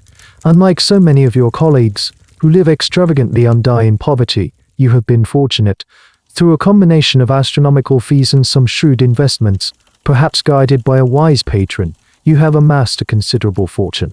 You have the means to build a life for yourself beyond the glare of the footlights. You begin to plan your retirement. It is not a public announcement, but a quiet, gradual withdrawal. You begin to turn down new roles, citing fatigue. You begin to turn down new roles, citing fatigue. You give fewer and fewer public concerts. You are in your late 40s or early 50s now, an age at which you can gracefully exit the stage without it seeming like a total failure. You decide to return to Italy, the place where it all began. Not to your childhood village. That is a ghost you are not yet ready to face, but to a place like Bologna, a city famous for its university and its rich musical life, a place where a retired musician can live in comfort and dignity. You purchase a villa on a hill just outside the city. It is a beautiful stately home with cool stone floors, frescoed ceilings, and a large garden filled with cypress trees and lemon groves. You spend your days overseeing the decoration of the house, filling it with the beautiful things you have collected during your travels. Fine paintings, rare books, exquisite furniture. You are creating a fortress of beauty and tranquility, a sanctuary from the demanding, fickle world you are leaving behind. This was a common path for the few truly successful castrati who managed their money well. The most famous example is Farinelli, who, after his long service to the Spanish king, retired to a magnificent villa outside Bologna. He became a hugely respected figure in the city's cultural life, a patron of the arts, and a host to visiting dignitaries and musicians from all over Europe, including a young Mozart. These retired singers often became important teachers and connectors, their homes serving as private musical academies and salons. You find a new routine, a quiet rhythm to your garden. In the afternoons you read or correspond with old friends and patrons. And in the evenings, you host small private musical gatherings. Young, aspiring singers come to you for advice. Famous composers passing through the city pay their respects. In these intimate concerts, you still sing. Your voice is no longer the thunderous, agile instrument it once was. The brilliant high notes are gone. The lightning miner's fast coloratura has slowed. But it has gained something else, a depth of feeling, a profound, melancholic wisdom that can only come from a lifetime of joy and sorrow. Your singing is no longer a public spectacle. It is a private meditation, a conversation between you and the music you love. You also become a teacher. A select few students, talented young singers, both male and female, come to your villa for lessons. You sit at the harpsichord and share the secrets that were beaten into you at the conservatory. You teach them the art of breath control, the nuances of phrasing, the sacred importance of conveying emotion. But your methods are different from those of your own tyrannical masters. You are patient, you are gentle. You see your own youthful vulnerability in the faces of your students, and you try to give them the kindness and encouragement you were so often denied. The question of what the great Castrati taught is a fascinating one for musicologists. They were the living repositories of a legendary vocal technique, the bel canto tradition. Or were their unique abilities so tied to their unique physiology that they were ultimately untranslatable to natural singers? The historical consensus is that they were indeed influential teachers, but that they were teaching a style and aesthetic, a way of approaching the music, rather than a method that could magically replicate their sound. You find a measure of peace in this new life. You are no longer the idol, the monster, the phenomenon. You are simply the maestro, a respected elder statesman of the arts. The roar of the crowd has been replaced by the gentle applause of friends and the chirping of cicadas in your garden at dusk. It's a quieter life, but it is, for the first time, a life that feels truly your own. You have built it, you have paid for it, and it is here, in this quiet villa, that you intend to live out the rest of your days. As the years in your quiet villa turn into a decade, and then two, you become aware of a subtle but profound change happening in the world of music. It's a change you notice in the young singers who come to you for lessons, and in the gossip you hear from friends who still travel to the great opera houses of Naples and Venice. The supply of new, young castrati, which for 2 centuries had seemed as endless as the flow of a river, is beginning to dwindle. The conservatories in Naples, those infamous angel-making machines, are changing their focus. They are enrolling more instrumentalists and fewer singers. The few singing students they do accept are increasingly natural voices, tenors, basses, and female sopranos. The demand for castrati is simply not what it used to be. The new operas by composers in the emerging classical and early romantic styles have fewer and fewer roles for them. Larger -wife characters they once portrayed are being replaced by more psychologically realistic heroes who are better suited to the timbre of a tenor or a baritone. And the cultural climate, which had been slowly turning against the practice for decades, has now become openly hostile. The Enlightenment's emphasis on reason and natural law has filtered down through society. The practice of castrating young boys for art is no longer seen as a morally ambiguous but necessary act to achieve a sublime aesthetic. It is now widely condemned as a barbaric, criminal mutilation. The little white lie of the accidental injury is no longer a polite fiction. It is a transparent, embarrassing absurdity. Parents are less willing to make the sacrifice, and practitioners are more fearful of the legal and social consequences. You realize with a slow dawning sense of finality that you are part of a dying breed. When you were a young star, the world was filled with singers like you.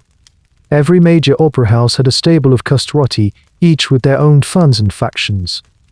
Now, they are a rarity.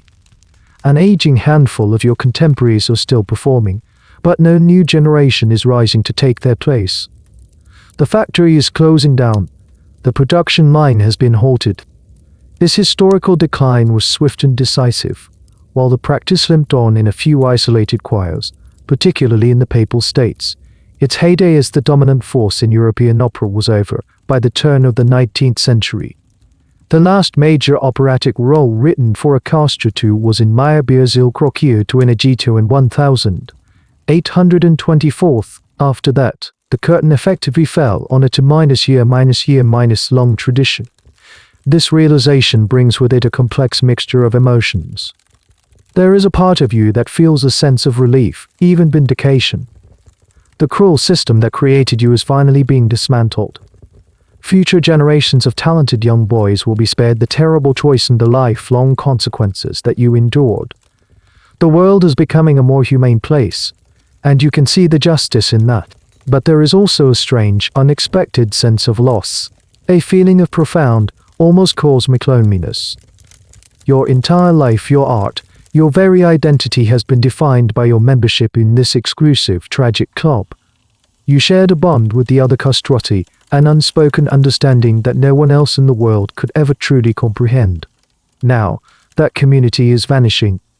Soon, there will be no one left who remembers what it was like, who understands the unique blend of glory and pain that defined your existence. The music itself is also being lost. The thousands of operas that were written for you and your peers, operas filled with arias of breathtaking difficulty and beauty, are now gathering dust on library shelves. Without the specific vocal instrument they were designed for, they are becoming unperformable, like a collection of exquisite locks without a key. One afternoon, a young music scholar from Germany visits you at your villa. He is working on a history of Italian opera. He interviews you for hours, his quill scratching furiously as he tries to capture your memories. He asks you about your training, about the legendary performances you gave. He treats you with immense respect, but also with the detached curiosity of a biologist studying the last living member of an extinct species. Maestro, he says at the end of the interview, his voice filled with a mixture of awe and pity. There will never be another one like you. And in that moment you understand the full, devastating truth of his words. You are a living monument, but soon you will be just a memory, a ghost in a history book. You are an old man now. The fire of your ambition has cooled to a soft, glowing ember. The fierce rivalries and grand passions of your youth seem like scenes from a play you watched a long time ago, starring someone who just happened to look like you. Your days are quiet, marked by the slow passage of the sun across the stone floor of your villa. Your companions are your servants, your garden, and the ghosts of your memories. You spend a lot of time in your music room, a grand, high minus silent space lined with bound volumes of scores. You no longer sing, not even for yourself. The thread of your voice, once so strong and brilliant, has finally frayed into a fragile whisper. But you can still hear the music in your head. You sit at your harpsichord, your old, wrinkled fingers, now stiff with age, resting gently on the cool ivory keys. You don't play. You simply look at the yellowed pages of an opera you starred in 50 years ago. You trace the shape of the melodies with your eyes, and in the deep, resonant silence of the room, you can hear the orchestra, the audience, and above it all, a voice, impossibly pure, impossibly powerful, soaring through the air. It is your voice, but it belongs to a stranger, a beautiful, tragic boy who you can barely remember being. In these quiet moments of reflection, the question that has haunted the edges of your life for decades comes to the forefront, demanding an answer. The question the young German scholar was too polite to ask. Was it worth it? You think of your village. You would have been a stonemason, like your father. You would have married a girl from the next village. You would have had children, and then grandchildren. Your hands would be calloused and strong, your face weathered by the sun. You would have known the simple, profound joys of a family, the deep, anchoring sense of belonging to a place and to people. Your name known only to those who loved you, your voice just a pleasant but unremarkable sound in the Sunday choir. You sacrificed that life. Or rather, it was sacrificed for you. In its place you were given a life of almost unimaginable spectacle. You walked with kings. You were adored by thousands. You created moments of sublime, transcendent beauty that moved people to tears and made them, for a brief moment, forget the sorrows of their own lives. You earned a fortune that lifted your entire family out of the crushing poverty that had been their destiny for generations. You experienced the world, you mastered an art form. You left a mark on your time. You left a mark on your time. A living God. Was it a fair trade? The life of a simple, whole man for the life of a celebrated, broken artist. This is the central, unanswerable question that hangs over the entire history of the Castrati, the question that historians and ethicists continue to grapple with. There is no easy ledger to balance. We have letters and diaries from some Castrati that express profound regret and loneliness. Others seem to have fully embraced their celebrity, showing little sign of anguish over their fate. The most famous castrato, Farinelli, seems to have found a deep sense of purpose and contentment, both during his career and in his long, peaceful retirement. Did he truly feel that way, or was it simply the public face he presented to the world? We can never truly know. The inner lives of these men are, in the end, a closed book. You get up from the harpsichord and walk to the window, looking out over the rolling hills of the Italian countryside, bathed in the soft golden light of the late afternoon. The view is peaceful, eternal. You have no answer to the question. Some days the pain of your loss, the deep, phantom ache of a life not lived, is a sharp physical presence in your chest. On other days, you remember the roar of the crowd, the transcendent feeling of producing a perfect note, and you feel a sense of fierce, unshakable pride. Most days, it is simply a quiet, melancholic hum in the background of your thoughts. You are a paradox, a contradiction. You are both the sacrifice and the priest, the victim and the victor. Your life has been a strange and singular masterpiece, but it is a masterpiece that was painted on a canvas of unbearable sorrow. The sun dips below the horizon, and the shadows in your quiet villa grow long, filled with the ghosts of arias that will never be sung again. Your story, as a lived experience, ends here, in this quiet villa filled with memories. But the story of your voice, of the sound you created, ripples forward in time, echoing in strange and unexpected ways long after you and the last of your kind have faded from the earth. The world is left with a profound musical problem. A huge, glorious repertoire of Baroque opera, hundreds of masterpieces, with no one capable of singing the heroic leading roles. What is to be done with all this silent music? For a long time, the answer was nothing. For most of the 19th and early 20th centuries, the operas of Handel, Vivaldi, and their contemporaries were considered historical curiosities, largely unperformed and forgotten.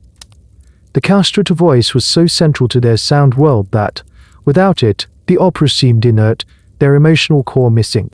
But in the mid-20th century, a new generation of musicians and scholars, part of what became known as the early music revival, began to look for ways to resurrect these lost works.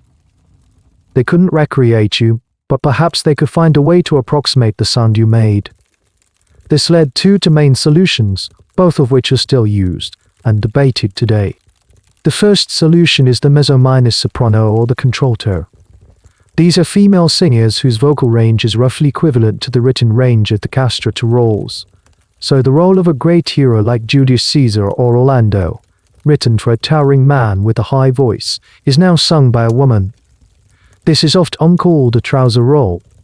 For the audience, it requires a certain suspension of disbelief to accept a woman in male costume as a male character.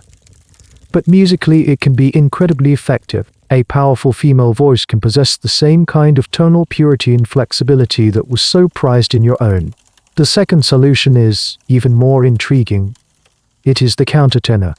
A countertenor is a male singer who has trained his natural, post-pubescent voice to sing in a high falsetto voice was considered a weak, breathy, and somewhat comical sound, the kind of voice you use to imitate an old woman in a comic opera. It was the sound your world rejected in favor of the more powerful and brilliant sound of the castrato. But a new school of vocal technique emerged in the 20th century, proving that the falsetto could be trained to be strong, resonant, and incredibly beautiful. These modern countertenores are not castrati. They have fully developed male bodies and can sing in a normal baritone or tenor range if they choose to. But through intense, specialized training, they learn to produce a sound of startling purity and agility in the higher register. They can navigate the fiendishly difficult coloratura passages and spin out the long, beautiful melodic lines that were written for you. The debate among opera lovers and musicologists about which solution is better or more authentic is a lively and sometimes heated one. Some argue that a female voice with its natural power and resonance is closer in spirit to the impact a castrato must have had. Others argue that the countertenor, being male, is dramatically more convincing and that the slightly otherworldly, unnatural timbre of the falsetto is actually closer to the unique sound quality that historical accounts describe. There is no right answer, of course. Both are approximations, echoes of a sound that is now lost forever. So, if you were to walk into an opera house today, you might see a woman in a Roman general's armor, or a man with a beard and a deep-speaking voice, who then opens his mouth to sing with a sound of shocking angelic height. They are the inheritors of your legacy. They are the keepers of your music. They are trying, with all their skill and artistry, to answer a question that haunts the world of classical music, who sings your songs now. They are the ghosts in your machine, talented artists who spend their lives chasing after the echo of your voice, a sound they have never heard, but which still, after all these years, refuses to be silenced. The story of your kind does not end with a grand finale, but with a long, slow fade into silence. As the 19th century progresses, the castrato disappears from the opera stage entirely, but the practice clings on in one final, isolated bastion, the choirs of Rome, and most stubbornly of all, the Sistine Chapel Choir.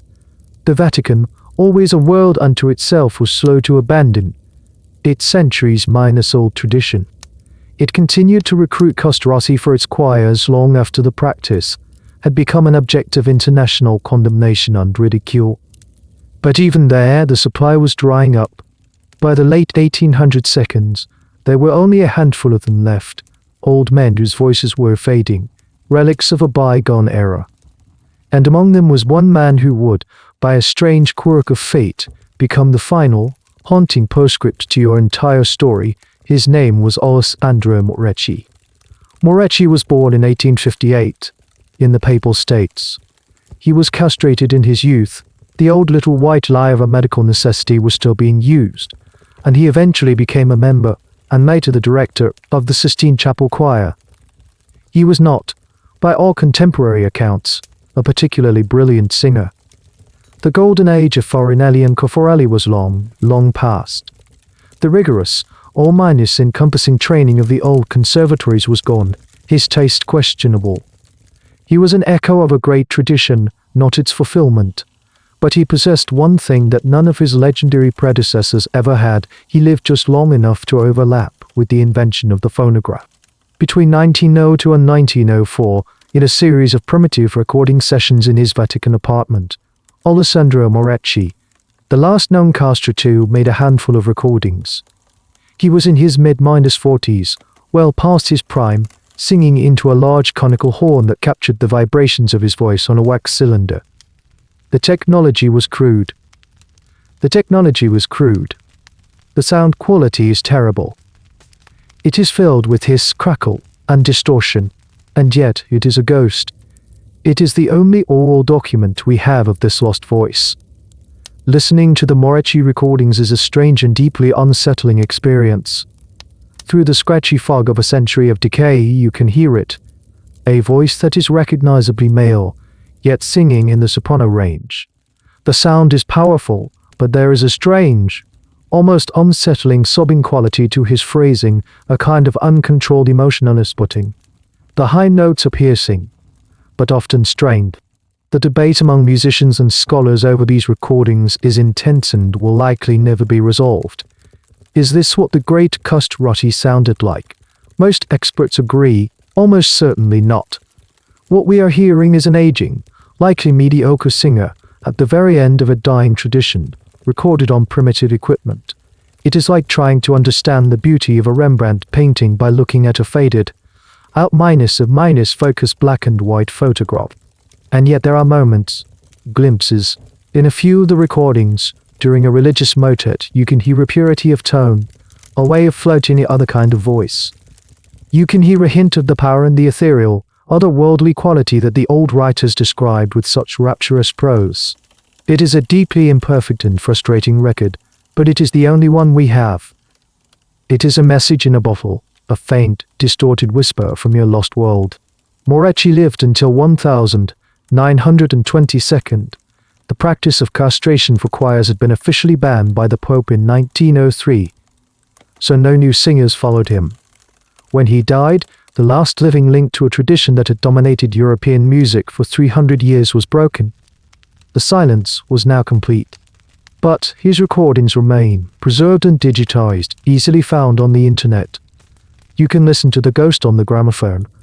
You can hear the faint, haunting echo of the last castrato. It is not the glorious sound of Farinelli in his prime. It is something much sadder, and perhaps more profound. It is the sound of an ending. It is the sound of an ending. It is the sound of a beautiful, terrible idea as it finally, after centuries, gives up the ghost. Let's stay here for a moment in the quiet aftermath, and look back at your story not with the ears of a music lover, but with the cool, analytical eye of a modern scientist. For centuries, your voice was a mystery, a miracle, a gift from God. People understood the brutal cause, but the beautiful effect was a kind of magic. Today, with our understanding of endocrinology and human physiology, the magic can be explained. The ghost can be put under a microscope. The secret of your voice lay in a unique and unintentional biological experiment. The surgery you underwent, a bilateral orchiectomy, did one primary thing. It stopped the production of testosterone at the onset of puberty. This single change had a cascade of effects throughout your body, creating the perfect storm for a vocal anomaly. The first and most crucial effect was on your larynx, your voice box. In a normal male puberty, a flood of testosterone causes the cartilage of the larynx to thicken and enlarge, creating the visible Adam's apple. This, in turn, causes the vocal cords, the two small bands of mucous membrane stretched across the larynx, to become longer, thicker, and heavier.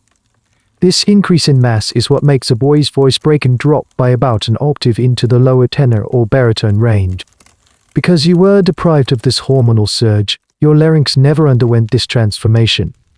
It remained small, supple, and childlike. Your vocal cords stayed short and thin, like those of a boy soprano or a female soprano.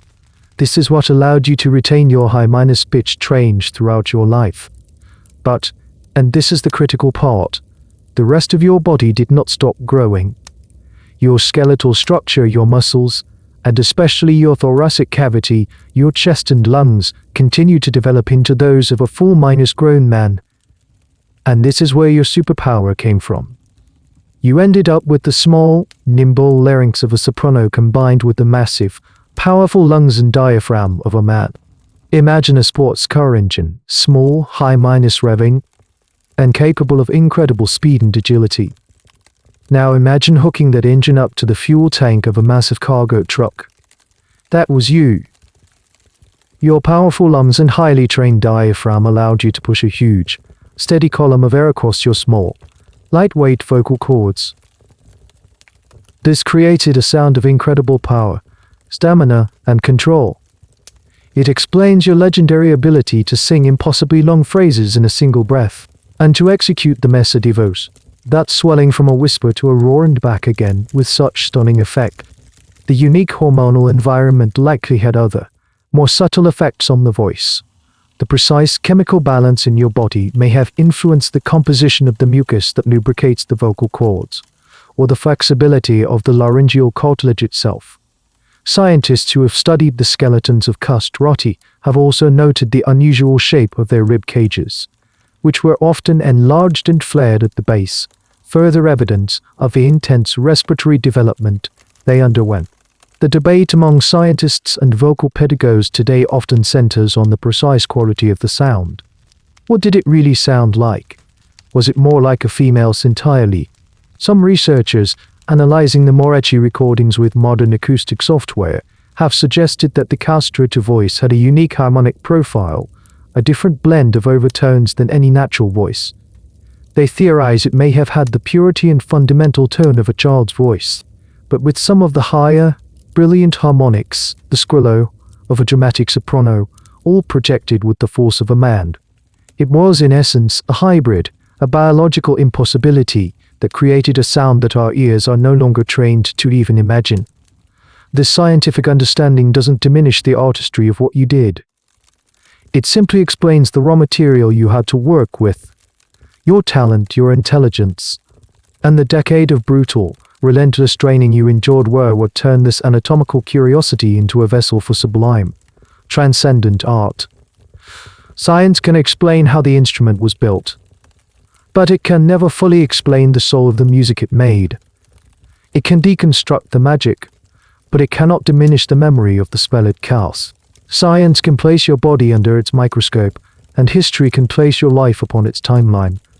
They can explain the mechanics of your larynx and the economics of the opera house, but they can never truly enter the silence that follows the final note. They can never measure the weight of the choice that was made for you. And it is in that silence, here in the last, quiet room of your story, that the true meaning of your life resides. You sit in your villa, an old man in a comfortable chair. The sun has set.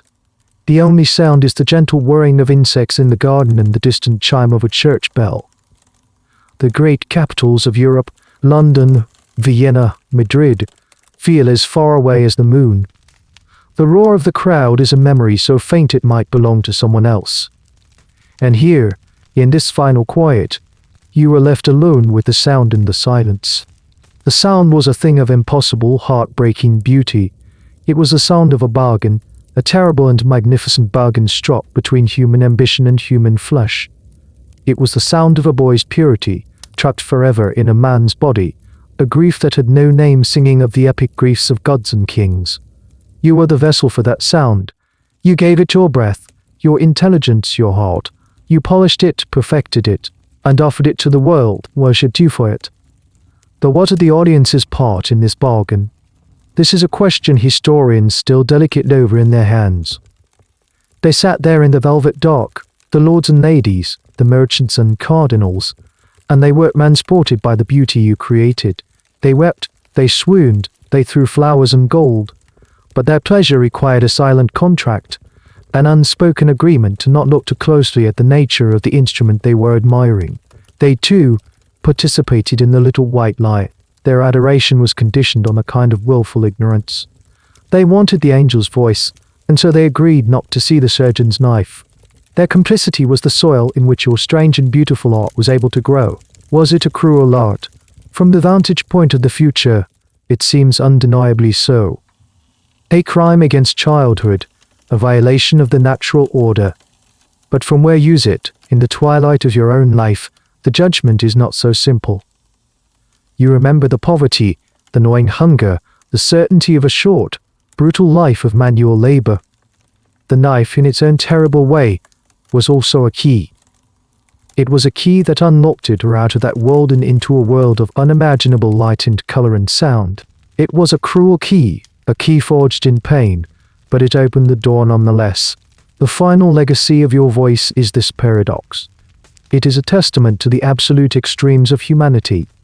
It showcases our capacity for sublime, transcendent beauty, and our capacity for calculated, institutional cruelty. And often, most disturbingly, it shows how those two things can be inextricably, tragically. The greatest art can sometimes grow from the deepest wound. The church bell has stopped ringing. The night is complete. The music is over.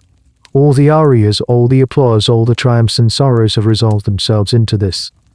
A deep and profound stillness. The world began your story by silencing one kind of voice, and in the process created another. Now, your voice too has been silenced by time. All that is left is the echo. And the quiet, the final peaceful, all-minus encompassing quiet. And so, the final note has faded into the deep and comfortable quiet of the room. The story is complete. There is nothing left to hold on to now, nothing to follow. You can allow all the details, the names and the places, to simply dissolve, like soft clouds drifting across a moonlit sky. Let the echo of that strange and beautiful voice fade into the background, becoming just a gentle, distant hum, part of the soundtrack of your own peaceful slumber. Feel the weight of the blanket around you, the gentle support of the pillow beneath your head. There is no story left to listen to, only the rhythm of your own slow, easy breathing. In and out, each breath drawing you a little deeper into your own well-deserved rest. There is only this quiet, this comfort, this gentle, effortless drift into the peaceful world that waits for you behind your eyes. Our journey together tonight ends here, in this quiet place. Should you need another tale to accompany you further into rest, my library of stories is always open for you. May your dreams be kind. Good night.